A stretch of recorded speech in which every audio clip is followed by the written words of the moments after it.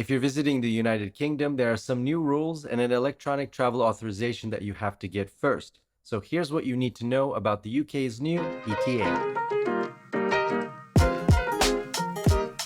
Hi everybody, foXnoMad here, and today I want to help you travel smarter by explaining the UK's new ETA, what it is, and how to get one. Remember, for almost all visitors now going to the UK, you'll need to get an ETA first, so here's what it is. Starting on January 8th, 2025, anybody planning a visit to the United Kingdom will need to get an electronic travel authorization, or ETA, before arrival. That means if you're traveling to England, Scotland, Wales, or Northern Ireland, you'll need an ETA. It's important to understand that an ETA is not a visa. If you have to get a visa to enter the UK, you don't need an ETA. You also don't need an ETA if you have permission to work or study in the UK, are a British or Irish citizen, have a British overseas passport, or are an Irish citizen traveling from Ireland to Guernsey, Jersey, or the Isle of Man. Which basically then leaves all of the rest of the world, which includes the United States, Canada, Japan, and all the countries on this list. And then starting on March 5th, 2025, visitors from all these additional countries, basically the European Union nations, will need an ETA. Most of the nationalities on this list who now need an ETA have some kind of visa-free agreement with the United Kingdom. For example, Americans can visit the United Kingdom without needing a visa for up to 6 months for purposes of travel or to visit family members, but now you need an ETA. So here's how to apply for one.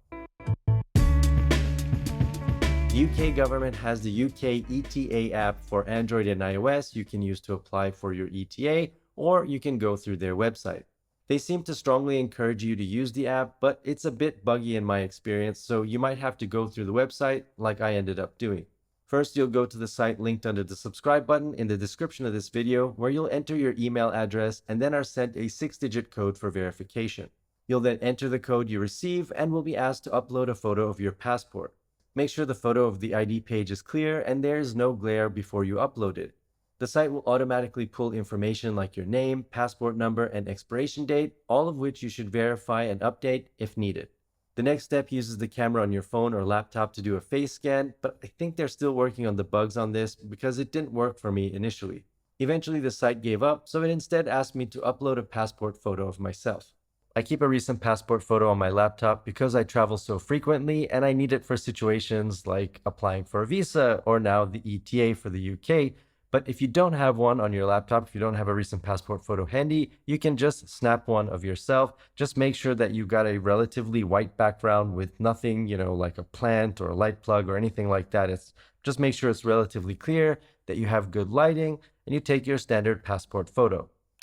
Once you upload your photo, you'll be asked for your phone number, home address, and whether or not you have dual citizenship.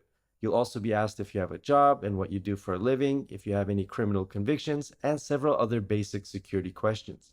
Once done, you'll be able to review your responses and information. Just make sure to check for any inaccuracies and then hit submit. Well, there's still one more step that you have to do: payment. You'll be asked to enter your country, which determines the currency you'll be charged in.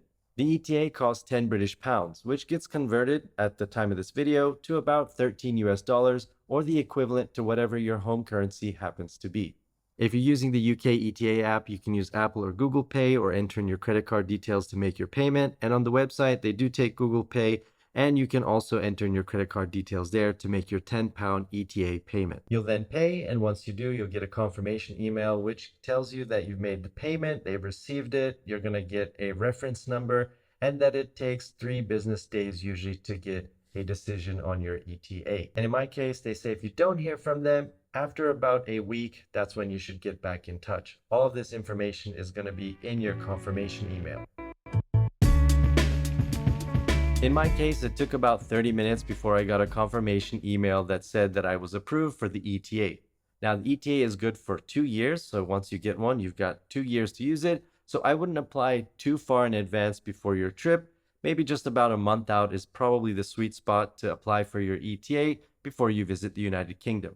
You also don't need to print out the confirmation email or have it on your phone. You basically just arrive. The passport control officer, when they scan your passport, is going to see whether or not you have an ETA. Make sure that you have one, because if you don't, you can be refused entry into the United Kingdom. But once you have the ETA, not only does it last for 2 years, it means you can enter the United Kingdom as many times as you want.